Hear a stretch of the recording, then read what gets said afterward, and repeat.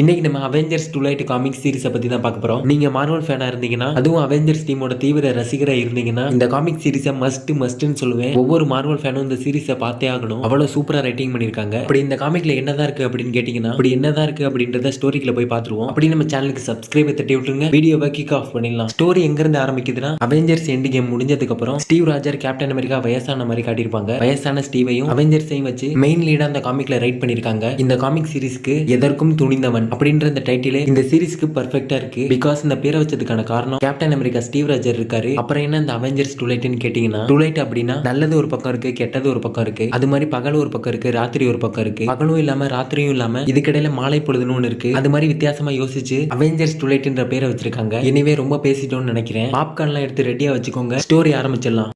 சின்ன பசங்கள்ல இருந்து பெரியவங்க வர எல்லாரும் அவங்களோட நாளை இப்படிதான் ஆரம்பிக்கிறாங்க. நான் தான் ஸ்டீவ் ராஜர்ஸ், கேப்டன் அமெரிக்கா. மக்கள் என்ன இன்னமும் ஞாபகம் வச்சிருப்பாங்களா அப்படின்னு நம்ம வயசான ஸ்டீவ் தனக்கு தானே பேசிட்டு காலையில தூங்கி எழுந்து அவரோட பெட்ல உட்காந்துருக்காரு. இப்போதைக்கு ஸ்டீவ் சாதாரண ஒரு மனுஷனா வயசான ஒருத்தரா தன்னோட வாழ்க்கையை ஓட்டிட்டு இருக்காரு. ஹலோ வயசானவர், இந்தாங்க காஃபி குடிங்க அப்படின்னு ரோசான்ற ஒருத்தி காஃபி கொண்டு வந்து ஸ்டீவ் எழுந்திருச்சதும் அவர்கிட்ட காஃபி கொண்டு வந்து கொடுக்குறா. இவ சீல்டுக்கு கீழே வேலை பார்க்குற ஒரு ஆளு. இப்போதைக்கு நம்ம வயசான கேப்டன் அமெரிக்காவை அப்பப்ப வந்து ஸ்டீவை பாத்துக்கிற வேலையும் பார்த்துட்டு இருக்கா. ஸ்டீவ் காஃபி குடிச்சிட்டு அவர் கேப்டன் அமெரிக்காவா ஃபார்ம்ல இருக்கும்போது எடுத்த போட்டோவை பார்த்துட்டு ரசிச்சுக்கிட்டே காஃபி குடிச்சிட்டு இருக்காரு. ஸ்டீவ் அப்படியே அவரோட வீட்ல இருந்து கிளம்பி வெளியே வராரு. ஸ்டீவ் கேஷுவலா ரோட்ல பிளாட்ஃபார்ம்ல நடந்து போயிட்டு இருக்கும்போது யதார்த்தமா அங்க இருந்த ஒரு கடையில கேப்டன் அமெரிக்காவோட பொம்மை சேல்ஸ் பண்றத பாக்குறாரு. அதை பார்த்ததும் ஸ்டீவ் மனசுக்குள்ள மக்கள் என்ன மறக்க மாட்டாங்க அப்படின்னு தனக்கு தானே மனசுக்குள்ள சொல்லிட்டு இருக்காரு. அப்ப அவர் பக்கத்துல ஒரு சின்ன பொண்ணு, அங்கிள் கேப்டன் அமெரிக்கா இருந்ததெல்லாம் உண்மைதானா அப்படின்னு கேட்க, அதுக்கு ஸ்டீவ் சிரிச்சுக்கிட்டே உண்மைதாமா, கேப்டன் அமெரிக்காலாம் இருந்திருக்காங்க அப்படின்னு சொல்றாரு. அதுக்கு அந்த சின்ன பொண்ணு, உண்மையாவா, கேப்டன் அமெரிக்காலாம் இருந்திருக்காரா? அங்கிள் என்ன இந்த கேப்டன் அமெரிக்காவோட சேர்த்து ஒரு போட்டோ எடுக்கிறீங்களா? நீங்களும் வாங்க கேப்டன் அமெரிக்காவோட சேர்ந்து ஒரு செல்ஃபி எடுத்துக்கோங்க அப்படின்னு அந்த சின்ன பொண்ணு பேசுறதெல்லாம் பார்த்துட்டு கேப்டன் அமெரிக்கா மக்கள் மனசுல இன்னும் வாழ்ந்துட்டு தான் இருக்காரு அப்படின்னு நினைச்சிட்டு ஸ்டீவ் மனசுக்குள்ள ஒரு விதமான சந்தோஷம் அடைகிறாரு. அப்ப லூக்குன்ற வயசான ஒருத்தர், ஸ்டீவ் உனக்காண்டி எவ்வளவு நேரம் வெயிட் பண்றது, சீக்கிரமா போலாம், டைம் ஆயிடுச்சு அப்படின்னு ஸ்டீவ் அழைக்கிறாரு. அப்படியே ஸ்டீவ் அவர் கூட சேர்ந்து ரெண்டு பேரும் சேர்ந்து ரோட கிராஸ் பண்ணி அப்படியே ரெண்டு பேரும் பேசிக்கிட்டே ஒரு பார்க்குக்கு போறாங்க. வயசானவங்கன்னா தன்னோட கடைசி காலத்துல அமைதியான அழகான இடத்துல தான் டைம் ஸ்பெண்ட் பண்ணணும்னு நினைப்பாங்க. அந்த வகையில இவங்களும் தன்னோட கடைசி காலத்தை அமைதியா நிம்மதியா டைம் ஸ்பெண்ட் பண்றதுக்காக தான் பார்க்குக்கு வந்திருக்காங்க. அப்படியே நம்ம ஸ்டீவ் பார்க்ல இருக்க மத்த வயசானவங்க கூட பேசிட்டு பார்க்ல டைம் ஸ்பெண்ட் பண்ணிட்டு வீட்டுக்கு வந்துடுறாரு. வீட்டுக்கு வந்ததும் ஸ்டீவ் சமைக்க ஆரம்பிக்கிறாரு. இவர் ஒரு பக்கம் சமைச்சிட்டு இருக்கும்போது அவரோட வீட்டுல ரோசா உட்காந்து டிவி பார்த்துட்டு இருக்கா. ஸ்டீவ், நீங்க இந்த உலகத்தை காப்பாத்துறதுக்காக தன்னோட உயிரையும் பணைய வச்சிருக்கீங்க தானே? வெள்ள அது நான் கேப்டன் அமெரிக்காவை இருக்கும்போது இப்ப நான் வெறும் ஸ்டீவ் ராஜர்ஸ் தான் அப்படின்னு சொல்றாரு. அப்ப நியூஸ்ல புகழ்பெற்ற இரண்டாம் உலக போர் ஹிட்லருக்கு அடுத்துள்ள சர்வாதிகாரி ரெட் ஸ்கல் அவரோட முழு வாழ்க்கை வரலாறு பத்தி தான் பார்க்க போறோம். ரெட் ஸ்கல் வாழ்க்கை வரலாறோட முதல் எபிசோடு நாளை இரவு 9 மணி அளவில் நமது தொலைக்காட்சியில் ஒளிபரப்பாக உள்ளது. மக்கள் அனைவரும் தவறாது கண்டுகளியுங்கள் அப்படின்னு நியூஸ்ல சொல்ல, இதை கேட்டதும் ஸ்டீவுக்கு பயங்கரமா கோவம் வந்து கோவத்துல கைய வச்சு டேபிள்ல குத்த, அப்ப ரோசா, ஸ்டீவ் நான் சொல்றதை கேளு, இந்த மாதிரி நியூஸ் எல்லாம் மக்கள் மத்தியில தப்பான சர்ச்சையை ஏற்படுத்த பாக்குறாங்க அப்படின்னு சொல்ல, அதுக்கு ஸ்டீவ், உண்மையை பத்தி கவலைப்படுறதுக்கு இங்க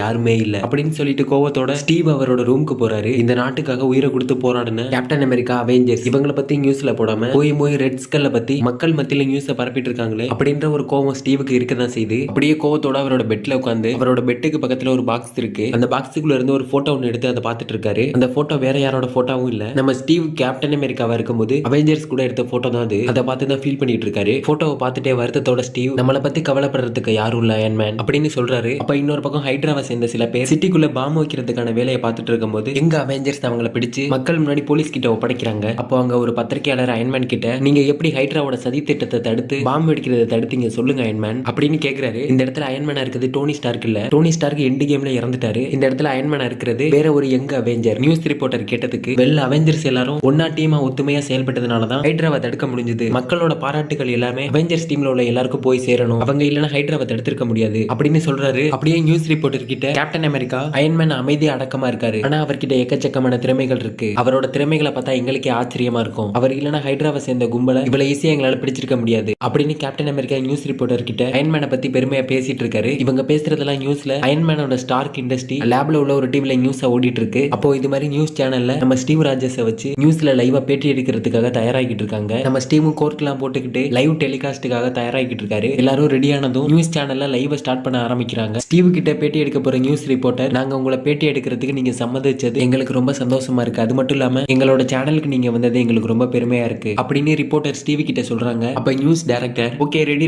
எல்லாரும் தயாரா இருங்க, லைவ் ஸ்டார்ட் ஆக போகுது. 3 2 ஹே வெயிட் நான் வர கொஞ்சம் லேட் ஆயிருச்சு, அதுக்காக என்னை விட்டுட்டு லைவ் ஸ்டார்ட் பண்றீங்க, இதோ வந்துட்டேன் அப்படின்னு சொல்லிட்டு அந்த இடத்துக்கு ஜேம்ஸ் வராரு. யார் இந்த ஜேம்ஸ் அப்படின்னா டோனி ஸ்டார்க்கோட பையன் தான் ஜேம்ஸ். டோனி ஸ்டார்க் இறந்ததுக்கு அப்புறம் அவரோட பையன் ஜேம்ஸ் இப்போதைக்கு அயன்மேனா இருக்காரு. ஜேம்ஸும் லைவ் டெலிகாஸ்ட்ல கலந்துக்கிறாரு. லைவ் ஸ்டார்ட் ஆனது நியூஸ் ரிப்போர்ட்டர் கேள்வி கேட்க ஆரம்பிக்கிறாங்க. ரெட் ஸ்கல் ஒரு நாசி, எங்களுக்கு கிடைச்சிருக்க சில ரிப்போர்ட்ஸ் படி ரெட் ஸ்கல் ஹிட்லர் கூட இருந்து ஹிட்லரை வீழ்த்த முயற்சி பண்ணாரு அப்படின்னு நியூஸ் ரிப்போர்ட்டர் சொல்ல அதுக்கு ஜேம்ஸ் ஸ்டீவ் கோபப்படுத்துற மாதிரி பதில் சொல்றாரு. இந்த வயசானவர் பழைய நியூஸை மூடி மறைக்க பாக்குறாரு. ரெட் ஸ்கலை பத்தி ஏன் நியூஸ்ல போடக்கூடாது அப்படின்னு ஜேம்ஸ் கேட்க அதுக்கு ஸ்டீவ் ரெட் ஸ்கல் ஒரு அசுரன், கெட்ட என்ன உடையவன், அவனை பத்தி ஏன் நியூஸ்ல போடுறீங்க, இந்த நாட்டுக்காக உயிரை கொடுத்து போராடின எவ்வளவு சூப்பர் ஹீரோஸ் இருக்காங்க, அவங்கள பத்தி நியூஸ்ல நல்ல விதமா போடலாமே. சூப்பர் ஹீரோஸா, இந்த வார்த்தையை நீங்க சொல்றதுனால நீங்க மறுபடியும் சூப்பர் ஹீரோ ஆயிர முடியாது வயசானவரே, நீங்க சூப்பர் ஹீரோவா இருந்த காலம்லாம் எப்போ முடிஞ்சு போச்சு அப்படின்னு ஜேம்ஸ் ஸ்டீவை தாழ்த்தி பேசுறாரு. அப்படியே அந்த இடத்துல ஸ்டீவுக்கும் ஜேம்ஸுக்கும் வாக்குவாதம் ஆரம்பிக்குது. நியூஸ் ரிப்போர்ட்டர் ரெண்டு பேரையும் சமாதானப்படுத்த ட்ரை பண்ணும்போது கோபத்தோட உச்சத்துக்கு போன ஸ்டீவ் உங்க அப்பா டோனி அயன்மேனா இருந்ததுனால தான் இப்போ நீ அயன்மேனா இருக்கிற, நீ ஒன்னும் ஹீரோ கிடையாது ஜேம்ஸ் அப்படின்னு ஜேம்ஸை பார்த்து சொல்லிட்டு லைவ் போயிட்டு இருக்கும் போதே சடனா எழுந்திருச்சு வெளியே வந்துடுறாரு. வெளியே வந்ததும் ஸ்டீவ் சோகமா ரோட்ல நடந்து போயிட்டு இருக்காரு. அப்ப அவர் கேப்டன் அமெரிக்காவா இருக்கும்போது அவெஞ்சர்ஸ் கூட டீமா ஒன்னா ஒத்துமையா செயல்பட்டது ஞாபகத்துக்கு வருது. அப்போ ஸ்டீவ் பின்னாடி அயன்மேன் சூட்டோட காஸ்டியூமை போட்டுக்கிட்டு 3 பேர் ஸ்டீவை தாக்குறதுக்காக வந்துட்டு இருக்காங்க.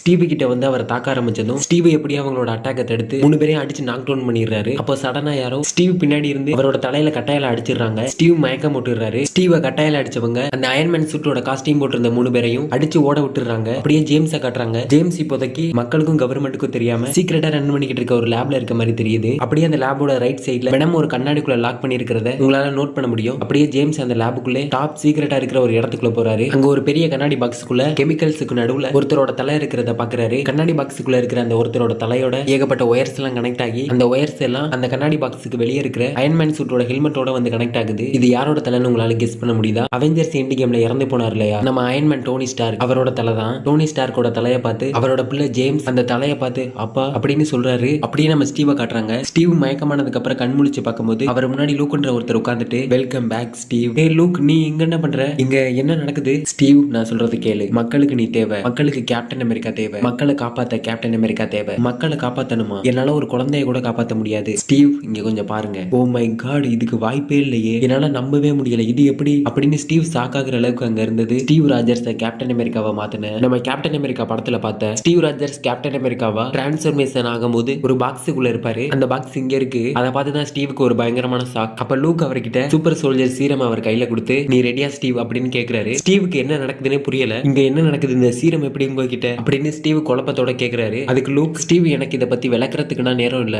மக்களுக்கு நீ தேவை, நான் இதை எனக்காக கேட்கல, கேப்டன் அமெரிக்கா திரும்பி வரணும் அதுக்காக தான் கேட்கிறேன், இதை நீ பண்ணிதான் ஆகணும் ஸ்டீவ், நாங்க வேற ஒருத்தரை வச்சு வேணா இதை ட்ரை பண்ணி பார்க்க முடியும், ஆனா எங்களுக்கு அவங்க மேலான நம்பிக்கை இல்ல, நாங்க நம்புறது கேப்டன் அமெரிக்காவை அப்படின்னு லூக் பேசுறத பார்த்துட்டு ஸ்டீவ் நான் இதை பண்றேன் அப்படின்னு ஒத்துக்கிறாரு. நம்ம கேப்டன் அமெரிக்காவை படத்துல பார்த்த மாதிரி அவர் உடம்புக்குள்ள சூப்பர் சோல்ஜர் சீரமை செலுத்திட்டு அவர் அந்த பாக்ஸுக்குள்ள வச்சு அந்த பாக்ஸுக்கு பவர் கொடுக்க ஆரம்பிக்கிறாங்க. எல்லாம் முடிஞ்சதும் அந்த பாக்ஸுக்குள்ள இருந்து பழைய ஸ்டீவ் ராஜர்ஸா பழைய கேப்டன் அமெரிக்காவை திரும்பி வராரு. ஸ்டீவ் அப்படியே நடந்து போய் அவரோட கேப்டன் அமெரிக்கா சூட்டுக்கிட்ட நின்று அவெஞ்சர்ஸ் அசம்பிள் ஆகிறதுக்கான நேரம் வந்துடுச்சு. அவெஞ்சர்ஸ் டீம் எரிஞ்சிட்டு இருக்க ஒரு அபார்ட்மெண்ட்டுக்குள்ள இருந்து மக்களை காப்பாத்திட்டு இருக்க மாதிரி நியூஸ்ல ஓடிட்டு இருக்கு. அந்த நியூஸை ஒரு ரெஸ்டாரண்ட்ல இருந்து ஒரு சில பேர் பார்த்துட்டு இருக்க மாதிரி காமிக்கிறாங்க. மக்கள் மத்தியில யங் அவெஞ்சர்ஸ் பத்தி நல்ல விதமா நியூஸ்ல போறத பார்த்ததும் மக்களுக்கு யங் அவெஞ்சர்ஸ் மேல ஒரு விதமான நம்பிக்கை வரதான் செய்து அப்படின்னு நம்ம ஸ்டீவ் ராஜர்ஸை காட்டுறாங்க. ஸ்டீவ் ராஜர்ஸ் இப்போதைக்கு எதற்கும் துணிந்தவனா பழைய கேப்டன் அமெரிக்காவை மாறி இருக்கிற சமயத்துல பழைய கேப்டன் அமெரிக்கா சூட்டை போட்டுக்கிட்டு லூக்கு கூட பேசிட்டு இருக்காரு. பேசிட்டு இருக்கும்போது சடனா அவருக்கு ரோசாவோட ஞாபகம் வருது. எனக்காக ரோசா என்னோட வீட்டுல காத்துட்டு இருப்பா, நான் அவளை பார்க்க போகணும், நான் இதை வந்துடுறேன் அப்படின்னு அங்க இருக்காங்க கிட்ட சொல்லிட்டு அவசரமா அங்க இருந்து கிளம்பி ஸ்டீவ் அவரோட வீட்டுக்கு வராரு. ஸ்டீவை பார்க்காம பயங்கரமான கோவத்துல ரோசா ஸ்டீவை பாக்குறதுக்காண்டி அவரோட வீட்டுல வெயிட் பண்ணிட்டு இருக்கா. ஸ்டீவ் அவரோட வீட்டுக்கு வந்ததும் அவரோட வீட்டு கதவை திறந்ததும் வீட்டுக்குள்ள ரோசா பயங்கரமான கோவத்துல இருக்கத பார்த்ததும் ஸ்டீவ் ரோசா கிட்ட ரோசா என்னை மன்னிச்சிடு, எனக்குன்னு சில முக்கியமான வேலைகள் இருந்துச்சு, அதனாலதான் என்னால வீட்டுக்கு வர முடியல, சாரியா என்ன சாரி அப்படின்னு ரோசா இருந்த கோவத்துக்கு ஸ்டீவ் கண்ணத்திலே பலார்னு ஒரு அற விட்டுறா. ஸ்டீவ் என்னை பத்தி கொஞ்சம் யோசிச்சிங்களா, சுயநலத்துக்காக மட்டும் செயல்படாதீங்க, உங்களை சுத்தி இருக்கவங்களை பத்தி கொஞ்சம் யோசிச்சிங்களா, நான் இனி என்னோட வீட்டுக்கு போக போறது இல்ல, நான் இனி வேலைக்கும் போக போறது இல்ல, நான் இனிமே இங்க தான் இருக்க போறேன், நீங்க வயசானவர், உங்களுக்கு கண்டிப்பா மருத்துவ உதவி தேவைப்படும், அது வரைக்கும் நான் இங்க தான் இருப்பேன், ஆமா எதுக்கு இந்த கேப்டன் அமெரிக்கா சூட்டை போட்டுட்டு வந்தீங்க, மறுபடியும் போருக்கு போக போறீங்களா, போங்க போங்க அப்படின்னு ரோசா மூஞ்சி திருப்பிட்டு ஸ்டீவ் கிட்ட பேசினதும் நம்ம ஸ்டீவ் அமைதியா எதுவுமே சொல்லாம அங்க இருந்து கிளம்பிடுறாரு. அங்க இருந்து கிளம்பினதும் ஸ்டீவ் கமாலாவோட வீட்டுக்கு போறாரு. கமாலா அவங்களோட வீட்டுல எப்போதும் வழக்கம் போல காலையில எழுந்திருச்சு காஃபி குடிச்சிட்டு இருக்கும்போது அவங்களோட வீட்டு கதவை ஸ்டீவ் கதவை திறந்துட்டு கமாலா எனக்கு உன்னோட உதவி தேவைப்படுது அப்படின்னு கமாலா கிட்ட ஸ்டீவ் சடனா வந்த வேகத்துக்கு சொல்றாரு. ஸ்டீவை பார்த்ததும் கமாலாக்கு ஒரு மிகப்பெரிய ஷாக். ஸ்டீவ் நீங்க இங்க எப்படி அப்படின்னு கமாலா ஸ்டீவை பார்த்த ஷாக்கிங்ல ஸ்டீவ் கிட்ட கேட்க, அதுக்கு ஸ்டீவ், கமாலா நான் சொல்றதை கேளு, உனக்கு அழகான ஒரு அன்பான குடும்பம் இருக்கு அப்படின்னு எனக்கு தெரியும். ஆனா நான் அதை பத்தி பேசுறதுக்கு இங்க வரல. எனக்கு உன்னோட உதவி தேவைப்படுது. நம்ம அவெஞ்சர்ஸ் டீம் மறுபடியும் ஒன்னா சேரணும். அது உன்னால மட்டும்தான் முடியும் அப்படின்னு ஸ்டீவ் கமாலா கிட்ட கேட்க, அதுக்கு கமாலா, இல்ல ஸ்டீவ் என்னால வர முடியாது. எனக்குன்னு இப்போ தனி ஒரு குடும்பம் இருக்கு. என்னோட குடும்பத்தை விட்டு என்னால எங்கேயும் வர முடியாது. கமாலா கொஞ்சம் யோசிச்சு பாரு. நீ இந்த உலகத்துக்காக போராடுனா உன் குடும்பம் மாதிரி எத்தனையோ குடும்பங்கள் சந்தோஷமா இருக்கும். நீ இந்த உலகத்துக்காக போராடுறத நினைச்சு உன்னோட குழந்தைங்க உன்னை நினைச்சு பெருமைப்படும். இதை பத்தி எல்லாம் கொஞ்சம் யோசிச்சு பாரு கமாலா. இல்ல ஸ்டீவ் என்னால வர முடியாது. தப்பா எடுத்துக்காதீங்க ஸ்டீவ். தயவு செஞ்சு என்னோட வீட்டை விட்டு வெளியே போங்க அப்படின்னு கமாலா சொன்னதும் ஸ்டீவ் கமாலா வீட்டை விட்டு வெளியே போய் கதவு கிட்ட நின்று கமாலா கிட்ட, நான் சொன்னதை பத்தி கொஞ்சம் யோசிச்சு பாரு. இந்த உலகத்துக்கு நீ ஒரு நாள் தேவைப்படுவ. குட் பை கமாலா அப்படின்னு சொல்லிட்டு ஸ்டீவ் கமாலா வீட்டை விட்டு அங்க இருந்து கிளம்பிடுறாரு. ஸ்டீவ் அங்க இருந்து கிளம்பினதும் கமாலா மண்டைக்குள்ள ஏகப்பட்ட கேள்வி எழும்ப ஆரம்பிக்குது. ஸ்டீவ் எதுக்கு இங்க வரணும்? அவெஞ்சர்ஸ் டீமை எதுக்கு மறுபடியும் பழைய மாதிரி ஒண்ணு சேர்க்கணும்னு சொல்றாரு. எனக்கு ஒரு குடும்பம் இருக்கு அப்படின்றது அவருக்கு தெரியும். தெரிஞ்சுக்கிட்டே எதுக்கு என்னோட குடும்பத்தை விட்டு வர சொல்றாரு? அப்படி எப்படின்னு ஏகப்பட்ட கேள்வி கமாலாக்கு வந்துட்டு இருக்க சமயத்துல கமாலா அப்படியே ரேடியோ ஆன் பண்ணதும் ரேடியோல, காவல்துறை எப்போதுமே நாங்க ரோந்து பணியில தான் இருப்போம். வீட்டுக்குள்ள இருக்கிற மக்கள் நீங்க துன்புறுத்தப்பட்டா சத்தம் போடுங்க, எங்களுக்கு கேட்கிற மாதிரி எங்களால முடிஞ்ச உதவியை நாங்க பண்றோம் அப்படின்னு ரேடியோல சொல்றதை கேட்டதும் கமாலாக்கு நாட்டுல என்ன நடந்துட்டு இருக்குன்னே புரியல. அப்படியே ஸ்டீவை காட்டுறாங்க. ஸ்டீவ் இப்போ நாட்டுல பெரும்பாலான மக்கள் ஒன்னா சேர்ந்து ரோட்ல ஒன்னா பார்ட்டி கொண்டாடிட்டு இருக்காங்க. அதை நம்ம ஸ்டீவ் உயரமான பில்டிங்ல இருந்து பைனாகுலர்ல வாட்ச் பண்ணிட்டு இருக்காரு. அப்போ நம்ம ஸ்டீவுக்கு கீழே வேலை பார்க்குற 2 பேரு ஸ்டீவுக்காக ஸ்டீவ் சொல்றதை கேட்டு அந்த பார்ட்டி நடக்கிற இடத்துல ஓரமா நின்னுட்டு இருந்த ஒரு நியூஸ் சேனலோட வண்டியை ஹேக் பண்ண ட்ரை பண்ணிட்டு இருக்காங்க. 2 பேர் திருட்டுத்தனமா யாருக்கும் தெரியாம நியூஸ் சேனலோட வண்டியை ஹேக் பண்றத நம்ம முதல்ல பார்த்தோம் இல்லையா? 3 பேர் அயன்மேனோட காஸ்டியூம் போட்டுக்கிட்டு ஸ்டீவ் அடிக்க வந்தாங்க அப்படின்னு அந்த அயன்மேன் சூட் மாதிரி உள்ள காஸ்டியூம் போட்டிருந்த 3 பேர்ல ஒருத்தர் இந்த பார்ட்டில இருந்துகிட்டு இவங்க அந்த நியூஸ் சேனலை ஹேக் பண்றத பாத்துறான். அவங்கள பார்த்துட்டு 2 பேரும் திருட்டுத்தனமா என்ன பண்றீங்க அப்படின்னு அவங்கள பார்த்து கத்திட்டு அவங்கள நோக்கி ஓடி வர்றான். மாட்டிக்கிட்ட 2 பேருக்கு என்ன பண்றதுன்னு தெரியாம அங்க இருந்து ஒரு கட்டையை எடுத்து அவனை தாக்க ஆரம்பிக்கிறாங்க. அப்ப திடீர்னு அவங்களுக்கு பின்னாடி இருந்து கையில வச்சிருந்த கட்டையை யாரோ ஷூட் பண்ணிடுறாங்க. யாரு ஷூட் பண்ணது அப்படின்னு திரும்பி பார்க்க அந்த இடத்துல 2 ஆர்மி சோல்ஜர் இருக்காங்க. இவங்க தான் கையில வச்சிருந்த கட்டையை ஷூட் பண்ணது. இது எல்லாத்தையும் கவனிச்ச ஸ்டீவ் களத்துல இறங்கி அந்த 2 ஆர்மி சோல்ஜரையும் அடிச்சு பறக்க விட்டுறாரு. அப்போ நியூஸ் சேனலோட வண்டியை ஹேக் பண்ண ட்ரை பண்ணிட்டு இருந்த 2 பேரு நியூஸ் சேனலை ஃபுல்லா ஹேக் பண்ணி முடிச்சிடுறாங்க. ஹேக் பண்ணி முடிச்சதும் நம்ம ஸ்டீவ் கிட்ட மைக்க ஒன்று தூக்கி வீசுறாங்க. அந்த மைக்க பிடிச்சி ஸ்டீவ் பேச ஆரம்பிக்கிறாரு. மக்கள் கிட்ட நியூஸ்ல லைவா பேச ஆரம்பிக்கிறாரு. நான் தான் ஸ்டீவ் ராஜர்ஸ். நான் யாருன்னு உங்களுக்கு தெரியும். உங்களோட சுதந்திரத்தை இந்த அரசாங்கம் உங்ககிட்ட இருந்து திருடிட்டாங்க. உங்களை சுத்தி என்ன நடக்குதுன்னு சுத்தி பாருங்க. தினம் தினம் எவ்வளவு கொலை, எவ்வளவு தப்பு உங்களை சுத்தி நடந்துட்டு இருக்கு. உங்களை பாதுகாக்க வேண்டிய அரசாங்கம் எங்க, காவல்துறை எங்க, இதையெல்லாம் எதிர்த்து நீங்க போராடணும் அப்படின்னு ஸ்டீவ் நியூஸ்ல லைவா பேசிட்டு இருக்கும்போது அந்த இடத்துல ஏகப்பட்ட ஆர்மி சோல்ஜர்ஸ் வர ஆரம்பிக்கிறாங்க. ஸ்டீவை பிடிக்கிறதுக்காக ஏகப்பட்ட ஆர்மி சோல்ஜர்ஸ் அந்த இடத்துக்கு வர்றதை கவனிச்ச ஸ்டீவ் அவர் கூட இருந்த 2 பேர் கூட அந்த இடத்துல இருந்து பைக்ல எஸ்கேப் ஆக ட்ரை பண்ணும்போது சோல்ஜர்ஸ் எல்லாரும் இவங்களை ஷூட் பண்ண ஆரம்பிக்கிறாங்க. ஷூட் பண்ணதுல ஒரு பைக்ல போயிட்டு இருந்தவங்க கீழே விழுந்ததும் ஸ்டீவ் அவர் பைக்கை திருப்பிட்டு கீழே விழுந்தவங்களை தூக்கிட்டு அந்த இடத்துல இருந்து எப்படியோ எஸ்கேப் ஆயிடுறாரு. அதுக்கப்புறம் வெடி விபத்துக்கு உள்ளான ஒரு நகரத்தை காமிக்கிறாங்க. அங்க ஒரு கும்பல் எதையோ தேடிட்டு இருக்க மாதிரி தெரியுது. அந்த கும்பல்ல இருந்த ஒருத்தர் தன்னோட மாஸ்க கலட்டினதும் அந்த மாஸ்க்குள்ள இருந்தது ரெட் ஸ்கல். ரெட் ஸ்கல் இப்போ அந்த வெடி விபத்து ஏற்பட்ட இடத்துல இருந்து அல்ட்ரான் எடுக்கிறாரு. அப்போ ஸ்டீவை காட்டுறாங்க. ஸ்டீவ் எப்படியோ அங்க இருந்து தப்பிச்சு வந்ததும் லூக் இருக்கிற இடத்துக்கு வந்துடுறாரு. ஸ்டீவ் இது மாதிரி என்னால எதுவுமே முடியல அப்படின்னு சோகமா உட்கார்ந்துட்டு இருக்கும்போது லூக் அவர்கிட்ட, நமக்கு ஒருத்தரோட உதவி தேவைப்படுது, நமக்கு ஒருத்தரால உதவ முடியும் அப்படின்னு டோனி ஸ்டார்க் உயிரோட இருக்கிற லேபோட போட்டோவையும் டோனி ஸ்டார்க் உயிரோட இருக்கிற போட்டோவை ஸ்டீவ் கிட்ட காட்டுறாரு. அதை பார்த்ததும் ஸ்டீவுக்கு பயங்கர ஷாக்கிங்ல, டோனி ஸ்டார்க்கா அப்படின்னு கேட்கிறாரு.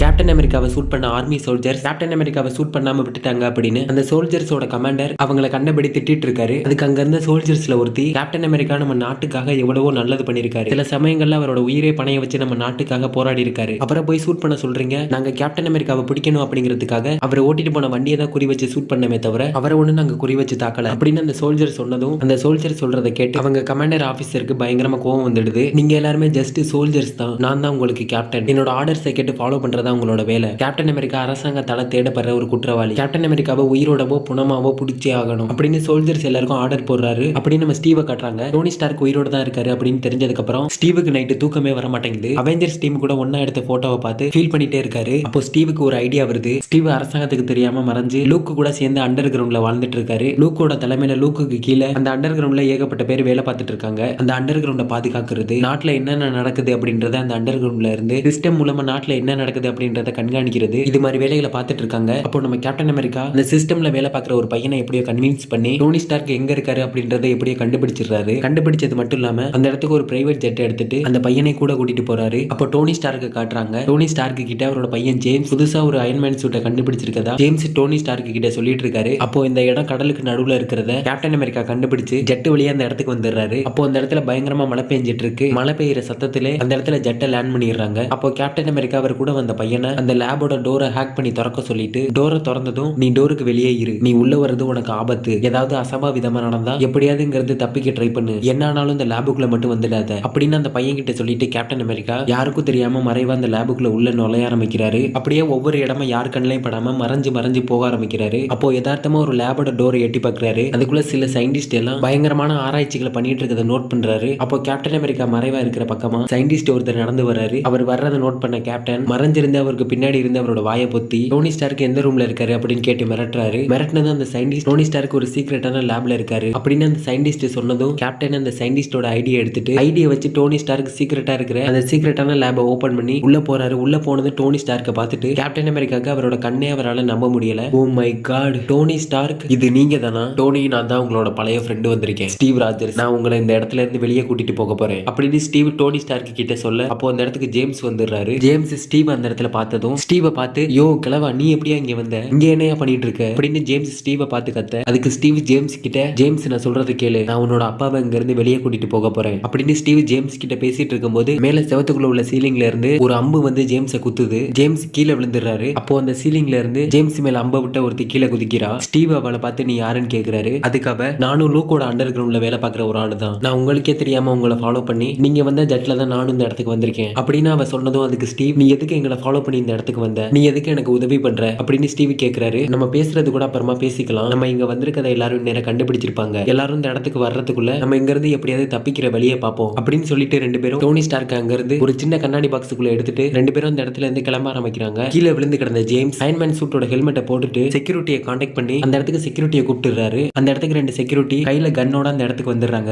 கேப்டன் அமெரிக்கா கூட இருந்தவ அவரோட கன் எடுத்து அந்த ரெண்டு செக்யூரிட்டியை கண்ணா பின்னாடி ஷூட் பண்ணிட்டு ரெண்டு பேரும் அந்த இடத்துல இருந்து தப்பிச்சு ஓட ஆரம்பிக்கிறாங்க. அந்த இடத்துல இருந்து ஓடிட்டு இருக்கும்போது கேப்டன் அமெரிக்காவுக்கு சடனா ஒரு ஞாபகம், இந்த உலகமே அழிஞ்சாலும் என்னை என்னைக்கும் வயசான ஒரு ஆளா உணர வச்சதில்லை அப்படின்னு நினைச்சிட்டு திரும்பி பாக்குறாரு. அந்த இடத்துல கேப்டன் அமெரிக்காவோட சீல்டு இருக்கு. சீல்டை பார்த்ததும் கேப்டன் அமெரிக்காவுக்கு ஒரு விதமான சந்தோஷம் வர ஆரம்பிக்குது. நம்ம கேப்டன் பெக்கிக்கு அப்புறம் நேசிச்ச ஒண்ணுன்னா அது அவரோட சீல்டு தான். இந்த சீல்டு ஒரு வழியா கிடைச்சிருக்க சமயத்துல கேப்டனுக்கு சந்தோஷம் தாங்க முடியல. சூப்பர் சீரம் எனக்கு கிடைச்சதுனால மட்டும் என்னால படைகளை எதிர்த்து நிக்க முடியாது, நான் எதிரிகளோட படைகளை எதிர்த்து நிக்கணும்னா எனக்கு நீ வேணும், ஒரு வழியா நீ என் கூட ஒண்ணு சேர்ந்துட்ட, இனி நான் எதையும் சாதிப்பேன் அப்படின்னு கேப்டன் சீல்டை பார்த்து சொல்றாரு. அங்க வந்து செக்யூரிட்டி ஆபீசர்ஸ் எல்லாம் இவங்களை சூட் பண்ண ஆரம்பிக்கிறாங்க. கேப்டன் சீல்டை வச்சு அவங்க சூட் பண்றதை தடுத்துட்டு அந்த இடத்துல இருந்து தப்பிச்சு ஓட ஆரம்பிக்கிறாங்க. எப்படியோ அந்த இடத்துல இருந்து தப்பிச்சு அந்த இடத்தை விட்டு வெளியே ஓடி வந்துடுறாங்க. ரெண்டு பேரும் அந்த இடத்தை விட்டு வெளியே வந்ததும் அவங்க முன்னாடி ஜேம்ஸ் அயன்மேன் சூட்டை போட்டுட்டு பறந்து அவங்க முன்னாடி வந்து ரெண்டு பேரும் உயிரோட இருக்கணும்னா ரெண்டு பேரும் திரும்பி அந்த லேபுக்குள்ள போங்க அப்படின்னு ஜேம்ஸ் அவங்க கிட்ட சொல்றாரு. அப்போ கேப்டன் அமெரிக்கா கூட இருந்த ஒருத்தி அவகிட்ட இருந்த கண்ணை வச்சு ஜேம்ஸ் ஷூட் பண்ண ஆரம்பிக்கிறா. ரெண்டு பேரும் செத்து போங்க அப்படின்னு ஜேம்ஸ் அவரோட பவரை யூஸ் பண்ணி அவங்கள தாக்க ஆரம்பிக்கிறாரு. அப்போ கேப்டன் அவர்கிட்ட இருந்த சீல்டை வச்சு ஜேம்ஸோட தாக்குதலை தடுத்துறாரு. அப்போ ஜேம்ஸ்க்கு பின்னாடி இருந்து யாரோ ஜேம்ஸை பலமா தாக்கிடுறாங்க. ஜேம்ஸ் யாரதுன்னு திரும்பி பார்க்க அவருக்கு பின்னாடி ஒரு ஜெட் ஒன்று பறந்துட்டு இருக்கு. அது யாரோட ஜெட்டுன்னு தெரியுதா? நம்ம கேப்டன் இந்த லேபுக்குள்ள போறதுக்கு முன்னாடி அவர் ஒரு ஜெட்ல வரும்போது கூட ஒரு சின்ன பையனை கூட்டிட்டு வந்தார் இல்லையா, அந்த பையனை வெளியவே விட்டுட்டு இவர் மட்டும் லேபுக்குள்ள போவாரு. அந்த சின்ன பையன் இப்போ அவங்க இந்த இடத்துக்கு வந்த ஜெட்டை எடுத்துட்டு ஜேம்ஸ் பின்னாடி இருந்து தாக்கியிருக்கான். பதிலுக்கு ஜேம்ஸ் அந்த ஜெட்டோட ஒரு இன்ஜினை ஷூட் பண்ணிடுறாரு. அந்த ஜெட்டு கண்ட்ரோலை இழந்து கேப்டன் அமெரிக்கா நின்னுட்டு இருந்த அந்த இடத்துல வந்து விழுக ஆரம்பிக்குது. நம்ம கேப்டன் ஓடி போய் ஜம்ப் பண்ணி அந்த ஜெட்டோட கண்ணாடியை உடைச்சிட்டு உள்ள போய் ஜெட்டுக்குள்ள இருந்த அந்த சின்ன பையனை கூட்டிட்டு அங்க இருந்து ஜம்ப் பண்றாரு. அவர் பின்னாடி அந்த ஜெட்டு பயங்கரமா வெடிச்சு நொறுங்க ஆரம்பிக்குது. அப்போ கேப்டன் அமெரிக்கா அந்த இடத்துல இருந்து அவர் கூட இருந்த ரெண்டு பேர் கூட அங்க இருந்து தப்பிக்க ட்ரை பண்றாரு. அப்போ அந்த ஜெட்டு வெடிச்சதுல அந்த இடமே நொறுங்கி கடலுக்குள்ள மூழ்க ஆரம்பிக்குது. அந்த இடம் உடைஞ்சு கேப்டன் அமெரிக்கா கூட இருந்த ஒருத்தி மேல விழுந்து அவ கடலுக்குள்ள மூழ்க போறா. அப்போ கேப்டன் அவளை பிடிக்க ட்ரை பண்ணும்போது ஜேம்ஸ் அவரை தடுத்து ஸ்டீவ் கிட்ட வாயை விட்டு அவரை சண்டைக்கு கூப்பிடுறாரு. டே கிழவா, நீ பாஸ்ட் நினைச்சு ஃபியூச்சர்ல சண்டை போட்டுட்டு இருக்க அப்படின்னு ஜேம்ஸ் ஸ்டீவை பார்த்து சொல்றாரு. அதுக்கு ஸ்டீவ், நான் சண்டை போறதே ஃபியூச்சருக்காக தான் அப்படின்னு சொல்லிட்டு ஸ்டீவ் ஜேம்ஸ் அடிக்க போறாரு. அப்படியே அந்த இடத்துல ரெண்டு பேருக்கும் சண்டை வர ஆரம்பிக்குது. அப்போ ஜேம்ஸ் ஸ்டீவை குத்த வராரு. ஸ்டீவ் அவர் கையில இருந்த சீல்டை வச்சு ஜேம்ஸை தடுத்துறாரு. ஒரு வயசான கிழட்டு பையனி ஒன்னு அடிக்க எதுக்கு நான் இவ்வளவு நேரம் எடுத்துக்கிட்டேன் அப்படின்னு சொல்லிட்டு ஸ்டீவோட மூஞ்சிலே ஒரு பஞ்சை கொடுத்து அவர்கிட்ட இருந்து டோனி ஸ்டார்க்க பிடிங்கிறாரு. அப்படியே ஸ்டீவுக்கு ஒரு பலமான பஞ்சை கொடுக்குறாரு. ஸ்டீவ் சீல்டால தடுத்தும் கீழே விழுந்துடுறாரு. அப்போ ஜேம்ஸ் அவர் கையில இருந்த டோனி ஸ்டார்க்க பார்த்து, என்னோட அப்பா நீங்க எப்போதுமே பிரில்லியன்ட் தான், ஆனா எனக்கு இனிமே நீங்க தேவையில்லை அப்படின்னு சொல்லிட்டு அவரோட கையில கண்ணாடிக்குள்ள இருந்த டோனி ஸ்டார்க்க கடலுக்குள்ள தூக்கி வீசிடுறாரு. அப்போ கடலுக்குள்ள விழுந்தவங்களை கடலுக்குள்ள இருந்து தூக்கிட்டு மிஸ் மார்வல் ஒரு பெரிய உருவமா அந்த இடத்துல என்ட்ரி கொடுக்குறாங்க. அப்போ ஜேம்ஸ் ஸ்டீவை பார்த்து, இங்க இருக்க நீங்க யாரும் உயிரோட போக போறது இல்ல அப்படின்னு சொல்லிட்டு ஸ்டீவ் அவரோட பவரால அட்டாக் பண்ண போறாரு. அப்போ ஜேம்ஸ் மேல ஒரு மிகப்பெரிய தண்டர் வந்து விழுகுது. அப்போ மேல இருந்து தார் கேப்டனை பார்த்து, கேப்டன் அசம்பிள் ஆக ரெடியா அப்படின்னு கேப்டன் அமெரிக்காவை பார்த்து கேட்கிறாரு.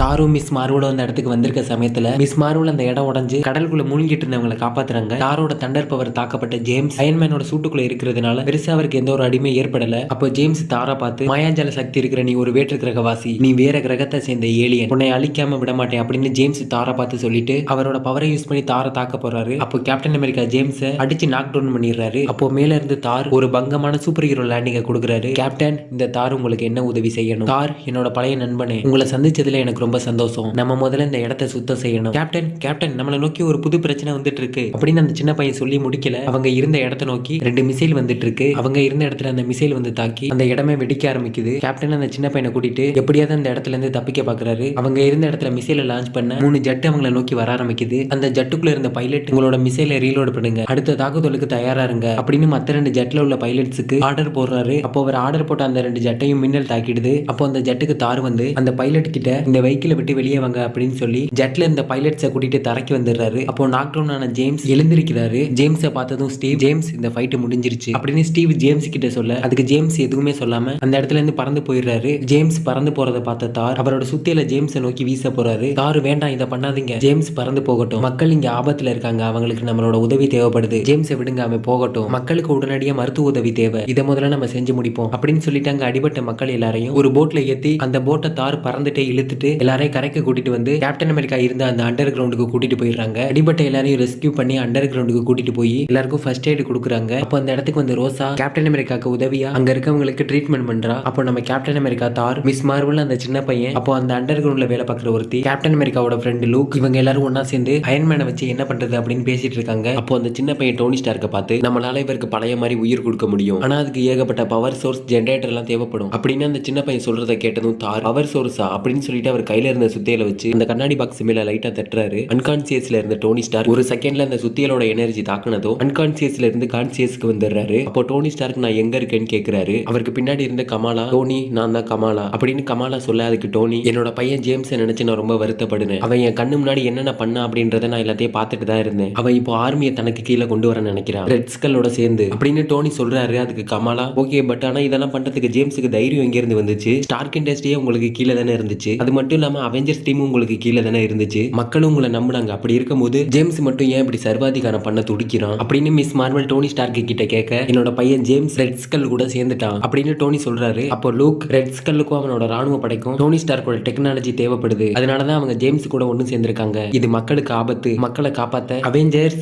அசெம்பிள் ஆகிறதுக்கான நேரம் வந்துடுச்சு அப்படின்னு லூக் அங்க இருக்கவங்க கிட்ட சொல்றாரு. அப்போ ஜேம்ஸை காட்டுறாங்க. ஜேம்ஸ் இப்போ ஒரு புதுவிதமான ஒரு பவர்ஃபுல்லான அயன்மேன் சூட்டை உருவாக்கிட்டு இருக்காரு. அப்போ ஜேம்ஸ் உருவாக்கின அயன்மேன் சூட்டு ஃபெயிலியர் ஆயிடுது. அப்போ ஜேம்ஸ் கிட்ட யாரோ உன்னால முடியும், முயற்சி பண்ணு அப்படின்னு ஜேம்ஸ் கிட்ட அவரை யாரோ ஊக்குவிக்கிற விதமா பேசுறாங்க. அப்போ நம்ம கேப்டன் அமெரிக்காவை காட்டுறாங்க. கேப்டன் அவரோட சீல்ட வச்சு பிராக்டிஸ் பண்ணிட்டு இருக்காரு. கேப்டனை பார்க்க டோனி ஸ்டார்க் வராரு. கண்ணாடிக்குள்ள இருந்த டோனி ஸ்டார்க்கு இவங்க ஒரு ரோபோட் உடம்பை இணைச்சு டோனி ஸ்டார்க் நடமாடுற மாதிரி அவருக்கு உதவி பண்ணிருக்காங்க. அப்ப டோனி கேப்டன் கிட்ட ஜேம்ஸ் நினைச்சு வருத்தப்பட்டு பேசுறாரு. அதுக்கு கேப்டன், டோனி இங்க பாருங்க அப்படின்னு அவருக்கு நியூஸ போட்டு காமிக்கிறாரு. நியூஸ்ல டோனி ஸ்டார்க் இருந்த லேப்ல வெடிச்சு சதர்ன இடத்துல இருந்து எங்க அவெஞ்சர்ஸ்ல உள்ள கேப்டன் அமெரிக்கா நியூஸ் ரிப்போர்ட்டர் கிட்ட பேட்டி கொடுத்துட்டு இருக்காரு. இந்த விபத்துக்கு காரணமா யாரு இருந்தாலும் அவெஞ்சர்ஸ் நாங்க அவங்களை பிடிச்சே தீருவோம் அப்படின்னு எங்க அவெஞ்சர்ஸ் கேப்டன் அமெரிக்கா நியூஸ்ல பேட்டி கொடுக்குறாரு. இதை பார்த்துட்டு original Captain America Tony Stark கிட்ட, டோனி அவங்கள பாத்தியா, அவங்களே அவெஞ்சர்ஸ்னு சொல்லிட்டு இருக்காங்க, இதை நம்ம மாத்தணும், நம்ம முதல்ல ஜேம்ஸையும் ரெட் ஸ்கல்லையும் தடுத்து நிறுத்தணும், அதுக்கு இப்ப இருக்கிற நம்ம அவெஞ்சர்ஸ் டீம் ஒன்னா சேர்ந்து ஒத்துமையா செயல்படணும் அப்படின்னு கேப்டன் டோனி கிட்ட சொல்லிட்டு இருக்காரு. அப்படியே ஜேம்ஸை கட்டுறாங்க.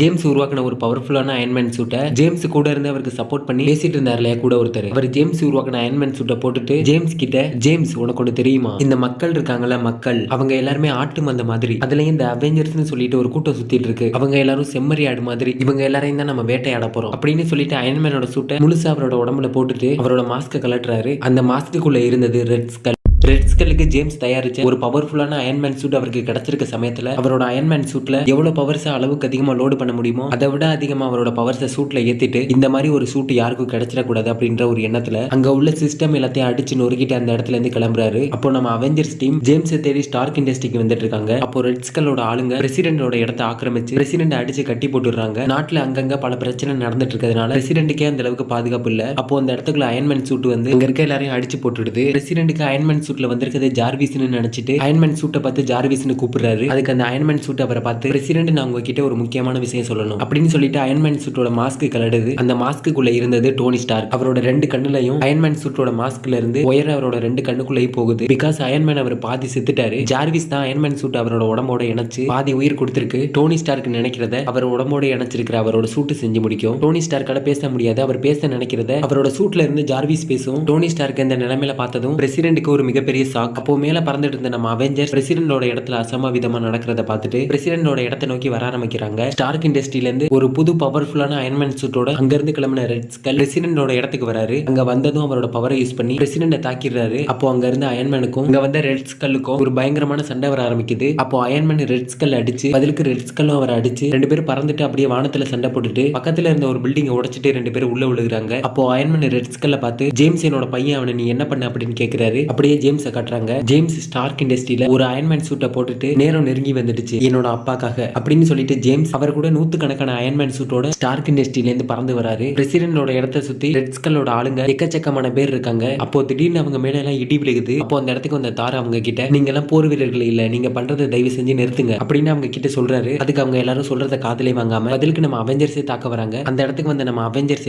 எல்லாரையும் போட்டு புரட்டி எடுக்க ஆரம்பிக்கிறாங்க. மிஸ் மார்வல் அவங்களோட கையை பெரிய உருவமாக்கி ஒரே பஞ்சில் எல்லாரையும் அடிச்சு பறக்க விட்டுறாங்க. இன்னொரு பக்கம் நம்ம கேப்டன் அமெரிக்கா அவரோட சீல்ட வச்சு எல்லாரையும் போட்டு பொளந்துட்டு இருக்காரு. அப்போ ரெட் ஸ்கல்லும் அயன்மேன் 2 பேரும் அவங்களோட முழு பவரை பயன்படுத்தி ஒருத்தர் மாத்தி மாத்தி தாக்கிட்டு இருக்காங்க. அப்போ ரெட் ஸ்கல் அவரோட முழு பவரை பயன்படுத்தி அயன்மேனை நாக் டவுன் பண்ணிடுறாரு. கீழே விழுந்து கிடந்த அயன்மேனை பார்த்து ரெட் ஸ்கல், இந்த நாட்டை நோக்கி 100கணக்கான மிசைல்ஸ் லான்ச் பண்ணிருக்கேன். இந்த நாடு மொத்தமா அழிஞ்சதுக்கு அப்புறம் எனக்கு கீழே ஒரு புது நாடு இந்த இடத்துல உருவாக்க போறேன் அப்படின்னு ரெட் ஸ்கல் அயன்மேன் கிட்ட சொல்றாரு. அப்ப அயன்மேனோட ஹெல்மெட்டுக்குள்ள 100கணக்கான மிசைல்ஸ் அந்த இடத்தை நோக்கி வந்துட்டு இருக்கிறத காட்டுது. அவ்வளவு மிசைல்ஸ் வரத பார்த்ததும் அயன்மேனுக்கு ஒரே ஷாக் ஆயிடுது. அப்ப அயன்மேன் இருந்த இடத்தோட மேல் தரை உடைச்சிட்டு வானத்தை நோக்கி பறக்க ஆரம்பிக்கிறாரு. இந்த இடத்தை நோக்கி வர்ற மிசைல்ஸை தடுக்கிறதுக்காக. அப்படியே அயன்மேன் ஸ்டீவ் கிட்ட, ஸ்டீவ் நான் பேசுறது கேக்குதா? ரெட் ஸ்கல் லூசுத்தனமா பிளான போட்டு நம்ம நாட்டு மேல 100கணக்கான மிசைல்ஸை லான்ச் பண்ணிருக்கான். அது மட்டும் இல்லாம பிரசிடென்ட் இறந்துட்டாரு அப்படின்னு அயன்மேன் ஸ்டீவ் கிட்ட சொல்ல, இந்த பக்கம் நம்ம ஸ்டீவால ஒரு வார்த்தை கூட திரும்பி பேச முடியல. அதுக்கான நேரமும் ஸ்டீவை தாக்கிட்டு இருக்க எதிரிகள் அவருக்கு கொடுக்கல. விடாம ஸ்டீவை கூட்டமா வந்து தாக்கிட்டே இருக்காங்க. ஸ்டீவும் அவரால் முடிஞ்ச அளவுக்கு அவங்களை எதிர்த்து போராடுறாரு. ஒரு கட்டத்துக்கு மேல எல்லாரும் ஒன்னா சேர்ந்து மொத்தமா ஸ்டீவை பிடிச்சிடுறாங்க. அப்ப ரோசா ஸ்டீவ் கிட்ட, ஹலோ ஸ்டீவ் கேக்குதா? நான் தான் ரோசா, என்கிட்ட கொஞ்சம் பேண்டேஜ் தான் இருக்கு, உன்னோட உடம்புல பெருசா காயங்கள் ஏற்படாத மாதிரி பாத்துக்க, பார்த்து பத்திரமா வீட்டுக்கு வா, ஐ லவ் யூ ஸ்டீவ் அப்படின்னு ரோசா ஸ்டீவ் கிட்ட சொல்ல, அதுக்கு ஸ்டீவ், அது வலிக்குது, என்னோட உடம்பு ரொம்ப பலவீனமா இருக்கு, என்னோட மனசு உடஞ்ச மாதிரி நான் உணர ஆரம்பிக்கிறேன், ஆனா நான் மட்டும் இங்க தனியா இல்ல, நான் இன்னும் சாகறதுக்கு தயாரா இல்ல ரெட் ஸ்கல் அப்படின்னு ஸ்டீவ் கத்திட்டு அவர் பிடிச்சிருந்த எல்லாரையும் தூக்கி வீசிடுறாரு. அவர் பிடிச்சிருந்த எல்லாரும் அவரை சுத்தி பறந்து போய் விழுந்துடுறானுங்க. அப்ப அந்த இடத்தை நோக்கி வானத்துல வந்துட்டு இருந்த மிசைல்ஸ் அயன்மேன் வானத்துல வெடிக்க வச்சிட்டு இருக்காரு. அப்போ அங்க ஏகப்பட்ட மிசைல்ஸ் வரத பார்த்ததும் அயன்மேன் கேப்டன் கிட்ட, கேப்டன் எனக்கு தாரோட உதவி தேவைப்படுது, இங்க ஏகப்பட்ட மிசைல்ஸ் வர ஆரம்பிக்குது, நான் ஒருத்தரால இவ்வளவு மிசைல்ஸையும் தடுத்து நிறுத்த முடியாது, எனக்கு தாரோட உதவி தேவைப்படுது அப்படின்னு அயன்மேன் வானத்துல இருந்து கேப்டன் கிட்ட சொல்ல, கீழே தரையில கேப்டன் அமெரிக்கா, தார் இவங்க 2 பேரும் ஒன்னா சேர்ந்து ரெட் ஸ்கல்லை எதிர்த்து சண்டை போட்டுட்டு இருக்காங்க. ரெட் ஸ்கல் கிட்ட இருக்கிற ஒரு பவர்ஃபுல்லான அயன்மேன் சூட்டை வச்சு ஒரு கையில கேப்டன் அமெரிக்காவையும் இன்னொரு கையில தாரையும் அப்படின்னு அவரோட 2 கையில உள்ள பவர்ஸை வச்சு 2 பேரையும் தனித்தனியா அவரோட 2 கையில தாக்கிக்கிட்டு இருக்காரு. அப்போ வானத்துல மிசைலை தடுத்துட்டு இருந்த அயன்மேனை ஸ்டார்க் இண்டஸ்ட்ரியில இருந்து 100 விதமான அயன்மேன் சூட்டோட அங்கிருந்து கிளம்பின ஜேம்ஸ் அயன்மேன் கிட்ட வந்து சேர்றாரு. அயன்மேனை பார்த்ததும் ஜேம்ஸ் அயன்மேன் கிட்ட, நீங்க பண்றதை நிறுத்துங்க அப்படின்னு சொல்றாரு. அதுக்கு அயன்மேன், எதை நிறுத்தணும்? நீங்க 100கணக்கான மிசைல்ஸ் லான்ச் பண்ணி மக்களை கொல்ல பாக்குறீங்களே, அதை தான் நிறுத்தணும் அப்படின்னு சொல்லிட்டு அயன்மேன் ஜேம்ஸ் அடிக்க போறாரு. பதிலுக்கு ஜேம்ஸும் அயன்மேனை தாக்க வராரு. அப்படியே 2 பேருக்கும் வானத்திலே சண்டை வர ஆரம்பிக்குது. அப்போ கீழே தரையில சண்டை போட்டுட்டு இருந்த ரெட் ஸ்கல் கேப்டன் அமெரிக்காவை தாரை 2 பேரையும் அடிச்சு பறக்க விட்டுறாரு. அப்படியே ரெட் ஸ்கல் வானத்துக்கு பறந்து போய் ஜேம்ஸும் அயன்மேனும் சண்டை போட்டுட்டு இருக்கும்போது இடையில ரெட் ஸ்கல் போய் அயன்மேனை அடிச்சு பக்கத்துல இருந்த ஒரு உயரமான பில்டிங்ல அயன்மேனை தூக்கி வீசிடுறாரு. அயன்மேன் அந்த பில்டிங்ல அடிச்சு கீழே விழுகிறாரு. கீழே விழுந்த அயன்மேனை போட்டு ரெட் ஸ்கல் மரண அடி அடிக்கிறாரு. அப்போ தார் தன்னோட சுத்தியில சுத்தி வானத்துல இருந்து ஒரு பெரிய தண்டரை உருவாக்க வானத்தை நோக்கி பறக்க ஆரம்பிக்கிறாரு. அப்போ தார் வானத்துக்கு பறந்த வேகத்தை விட அதை விட வேகமா வந்து ஏதோ ஒண்ணு தார் மேல மோதி பயங்கர வேகமா கீழே தரையில வந்து விழுகிறாரு. தார் மேல வந்து மோதினது வேற எதுவும் இல்ல, நம்ம ஹல்க். அந்த இடத்துல என்ட்ரி கொடுத்திருக்க சமயத்துல அங்க இருக்க பில்டிங் எல்லாத்தையும் அடிச்சு நொறுக்க ஆரம்பிக்கிறாரு. ஒரு வெறி பிடிச்ச மிருக மாதிரி அவரோட கண்ணில் படுற எல்லாத்தையும் அடிச்சு உடச்சு நொறுக்க ஆரம்பிக்கிறாரு. ஹல்க் அங்க இருக்க பில்டிங் எல்லாத்தையும் அடிச்சு உடச்சிட்டு இருக்க சமயத்துல அதுக்கு பக்கத்துல நம்ம கேப்டன் அமெரிக்காவும் ரெட் ஸ்கல்லும் சண்டை போட்டுட்டு இருக்காங்க. ஹல்க் ஊரையே நாசம் பண்ணிட்டு இருந்ததை பார்த்ததும் கேப்டன் அமெரிக்கா தார் கிட்ட, தார் ஹல்க் ஊரையே நாசம் பண்ணிட்டு இருக்கான், உடனடியா ஹல்க ஊரை விட்டு வெளியே கொண்டு போங்க, இல்லனா ஹல்கால மக்கள் இறக்கிறதுக்கான வாய்ப்பு இருக்கு அப்படின்னு கேப்டன் தார் கிட்ட சொன்னதும் தார் அவரோட சுத்தியில வச்சு ஹல்க ஒரே அடி, ஹல்க் அந்த ஊரை விட்டே மேல பறந்து போயிடுறாரு. அப்போ அந்த இடத்துல ரெட் ஸ்கல்லோட பிளேன் ஒரு மிகப்பெரிய மிசைல் அந்த இடத்துல லான்ச் பண்ணிட்டு போயிடுது. அப்போ அந்த இடத்துல விழுந்து கிடந்த அயன்மேன் கிட்ட ஜேம்ஸ் போய் பேச ஆரம்பிக்கிறாரு. கீழே விழுந்து கிடந்த அயன்மேன் மேல வானத்துல ஒரு மிகப்பெரிய மிசைல் வர்றதை பார்த்ததும் எழுந்திருக்கிறாரு. எழுந்திருச்சு ஜேம்ஸ் கிட்ட தள்ளி நில்லு ஜேம்ஸ், இந்த மிசைலை நான் பாத்துக்கிறேன் அப்படின்னு சொல்லிட்டு மிசைலை நோக்கி பறக்கிறதுக்கு தயாராகிறாரு. மிசைல் கிட்ட வந்ததும் நம்ம அயன்மேனுக்கு முன்னாடி ஒரு மிகப்பெரிய உருவமா ஜேன் வந்து அந்த மிசைலை பிடிச்சி அந்த மிசைலை திருப்பி வானத்துக்கு அனுப்பி விட்டுறாங்க. மிசைலை தடுத்ததும் ரெட் ஸ்கல் கடுப்பாகி ஜேன் அவரோட பவரை யூஸ் பண்ணி தாக்கிடுறாரு. மிகப்பெரிய உருவமா இருந்த ஜேன் ரெட் ஸ்கல் தாக்குனதுல அவளோட பழைய ஃபார்முக்கு வந்துடுறா. அப்போ அயன்மேன் ஓடி வந்து அவளை கட்டிப்பிடிச்சு பாசமா அவகிட்ட ஜேன் அப்படின்னு சொல்றாரு. அதுக்கு அவ அயன்மேன் கிட்ட டோனி ஜேம்ஸ் எங்க இருக்கான் அப்படின்னு அவ டோனி ஸ்டார்க் கிட்ட கேக்குறா. அப்போ வெஸ்ட் வெர்ஜினியாவை காட்டுறாங்க. அங்க ஒரு மிகப்பெரிய பனிமலையில தாரும் ஹல்க்கும் சண்டை போட்டுட்டு இருக்காங்க. வாஷிங்டன்ல தார் தன்னோட சுத்தியில வச்சு ஹல்க் அடிச்சாரு. அப்படியே ரெண்டு பேரும் அங்க இருந்து பறந்து போய் வெஸ்ட் வெர்ஜினியால உள்ள பனிமலையில வந்து விழுந்து ரெண்டு பேரும் சண்டை போட்டுட்டு இருக்காங்க. அப்போ ஹல்க் தாரை போட்டு புரட்டி எடுக்கிறாரு. தார் ஹல்க் கிட்ட ஹல்க் உன்னோட மிருகத்தனத்தை நிறுத்து, நான் தான் தார், என்னைய தப்பு பண்ண வைக்காத, பாய முற சின்ன பையலே, ஹல்க் எல்லாத்தையும் அழிக்கிறவன்டா அப்படின்னு சொல்லிட்டு ஹல்க் மிருகத்தனமா தாரை அடிக்க வராரு. அப்போ தார் அவரோட கையில இருந்த சுத்தியில வச்சு ஹல்க ஒரே அடி வெஸ்ட் வெர்ஜினியால உள்ள பனிமலையில இருந்து ரெண்டு பேரும் பறந்து போய் நியூ மெக்சிகோல உள்ள எரிமலை உடைச்சிட்டு ரெண்டு பேரும் எரிமலைக்குள்ள போய் விழுகிறாங்க. அப்போ ஹல்க் எரிமலைக்குள்ள இருந்து ஜம்ப் பண்ணி அந்த எரிமலைக்கு பக்கத்துல உள்ள ஒரு சிட்டி போனிக்ஸ் அரிசோனா அப்படின்னு சொல்லப்படுற அந்த எரிமலைக்கு பக்கத்துல உள்ள ஒரு சிட்டில எரிமலைக்குள்ள இருந்து ஜம்ப் பண்ணி இந்த சிட்டிக்குள்ள வந்து லேண்ட் ஆகுறாரு. இந்த சிட்டிக்குள்ள வந்ததும் ஹல்க் அங்க ரோட்ல நின்னுட்டு இருந்த கார் பஸ் எல்லாத்தையும் ஹல்க் ஸ்மாஷ் அப்படின்னு ஹல்க் கத்திட்டு அங்க இருக்க எல்லாத்தையும் தன்னோட காலாலே மிதிச்சு நொறுக்குறாரு. அங்க வந்து தார் ஹல்க் கிட்ட ப்ரூஸ் பேனர், உங்களோட கட்டுப்பாட்டை நீங்க இழந்துட்டீங்க, உங்களால மக்கள் எல்லாரும் காயப்படுறாங்க, இது நீங்க இல்ல ப்ரூஸ், அமைதியா இருக்க முயற்சி பண்ணுங்க, உங்களால முடியும் அப்படின்னு தார் ஹல்க் கிட்ட சொல்றாரு. அதுக்கு ஹல்க் தார் சொல்ற எதையுமே காதுல வாங்கிக்காம மறுபடியும் அங்க இருக்க எல்லாத்தையும் அடிச்சு நொறுக்க ஆரம்பிக்கிறாரு. அப்போ ரெட் ஸ்கல்லையும் கேப்டன் அமெரிக்காவையும் காட்டுறாங்க. ரெண்டு பேரும் இன்னமும் அங்க சண்டை போட்டுட்டு தான் இருக்காங்க. அப்போ ரெட் ஸ்கல் கேப்டன் அமெரிக்காக்கு ஒரு பவர்ஃபுல்லான பஞ்ச கொடுக்குறாரு. கேப்டன் அமெரிக்கா பறந்து போய் விழுகிறாரு. அப்போ ரெட் ஸ்கல் மேல பறந்து போய் கேப்டன் அமெரிக்காவை பார்த்து உங்களால என்னை ஒண்ணுமே பண்ண முடியாது அப்படின்னு சொல்லிட்டு அங்க இருந்து அவங்க நாட்டோட கொடியை உடைச்சு கேப்டன் அமெரிக்காவை பார்த்து வீசுறாரு. அந்த கொடி பறந்து வந்து நம்ம கேப்டன் அமெரிக்காவோட நெஞ்சில குத்திடுது. அப்போ ஜேன் ஒரு மிகப்பெரிய உருவமா டிரான்ஸ்ஃபார்ம் ஆகி அவரோட கையால ரெட் ஸ்கல்ல பிடிச்சிடுறாங்க. அப்போ அயன்மேன் பறந்து வந்து அவரோட மொத்த பவரை யூஸ் பண்ணி ரெட் ஸ்கல் போட்டிருந்த அயன்மேன் சூட்டோட நெஞ்சில இருந்த ஆர்க் ரியாக்டர் மேல அயன்மேன் அவரோட மொத்த பவரை யூஸ் பண்ணி தாக்குறாரு. அப்போ அந்த இடத்துல நியூக்ளியர் பாம் வெடிச்ச மாதிரி ஒரு மிகப்பெரிய அளவுல எக்ஸ்ப்ளோட் ஆகுது. எக்ஸ்ப்ளோட் ஆனதுல ரெட் ஸ்கல் அங்கிருந்து பறந்து போய் விழுகிறாரு. கேப்டன் அமெரிக்கா கீழே விழுந்து கிடந்த ரெட் ஸ்கல் கிட்ட போய் ரெட் ஸ்கலோட கதை இதோட முடிய போகுது, இப்போ இங்கேயே முடிய போகுது அப்படின்னு சொல்லிட்டு அவரோட சீல்ட வச்சு ரெட் ஸ்கலோட நெஞ்சிலே அடிச்சு ரெட் ஸ்கல்ல கொன்னுறாரு. அப்படியே ஹல்கையும் தாரையும் கட்டுறாங்க. தாரை எவ்வளவோ சொல்லியும் ஹல்க் காதிலே வாங்கிக்காம அடிச்சு ஊரே நாசம் பண்ணிட்டு இருக்காரு. ஹல்க் எனக்கு வேற வழி தெரியல அப்படின்னு சொல்லிட்டு தார் அவரோட சுத்தியில வச்சு ஹல்க ஒரே அடி ரெண்டு பேரும் பறந்து போய் கடலுக்குள்ள விழுகிறாங்க. ரெண்டு பேரும் கடலுக்குள்ள விழுந்ததும் தார் ஹல்க் அடிச்சு எப்படியும் ஹல்க கடலோட ஆழத்துக்கு கூட்டிட்டு போயிடுறாரு. அப்போ தார் தன்னோட சுத்தியில ஹல்க் மேல வச்சிடுறாரு. அப்போ ஹல்கால எழுந்திருக்க முடியாம கடலுக்குள்ளே மூழ்கி மயங்கிடுறாரு. ஒரு 2 வாரத்துக்கு அப்புறம் நியூஸ்ல இது மாதிரி ரெட் ஸ்கல்லை பத்தி போட ஆரம்பிக்கிறாங்க. ரெட் ஸ்கல் இந்த நாட்டுக்கு பண்ண துரோகங்கள், கொடூரமான செயல்களை எதிர்த்து அவெஞ்சர்ஸ் ரெட் ஸ்கல்லை தடுத்துட்டாங்க. அவெஞ்சர்ஸ் தான் நம்ம நாட்டோட ஹீரோ அப்படின்னு நியூஸ்ல சொல்லிட்டு இருக்காங்க. அப்போ ஸ்டீவையும் ரோசாவையும் காட்டுறாங்க. ரெண்டு பேரும் கன்ஸ்ட்ரக்ஷன் ஆகிட்டு இருந்த ஒரு பில்டிங்கை பார்த்து பேசிட்டு இருக்காங்க. அப்போ ஸ்டீவ், ரோசா இந்த இடம் தான் நமக்காக தயாராகிட்டு இருக்கு, இனிமே இங்க தான் நம்ம சந்தோஷமா வாழ போறோம் அப்படின்னு அந்த பில்டிங்கை பார்த்து ரோசா கிட்ட சொல்றாரு. அப்போ அந்த பில்டிங்ல ஜேம்ஸ் இருந்துட்டு அந்த பில்டிங்கோட கட்டுமான வேலைகளை பார்த்துட்டு இருக்காரு. அப்படியே கொஞ்ச நாள் போகுது. கொஞ்ச நாள் போனதுக்கு அப்புறம் நம்ம அவெஞ்சர்ஸ் எல்லாருமே ஒன்னா சேர்ந்து அந்த பில்டிங்க அவெஞ்சர்ஸோட டவரை ஓபன் பண்றாங்க. இதோட இந்த எதற்கும் துணிந்தவன் காமிக் சீரிஸ் முடிவடையுது. எல்லாருக்குமே இந்த காமிக் சீரிஸ் பிடிச்சிருக்கும்னு நம்புறேன். இந்த சீரிஸ் உங்களுக்கு பிடிச்சிருந்தா இந்த வீடியோக்கு ஒரு லைக் போட்டு இது மாதிரி அடுத்த காமிக்கை பத்தி எக்ஸ்பிளைன் பண்ணலாம் அப்படின்றத கமெண்ட்ல சொல்லிட்டு அப்படியே நம்ம சேனலுக்கு சப்ஸ்கிரைப் தட்டி விட்டுருங்க. அடுத்த வீடியோல பார்க்கலாம்.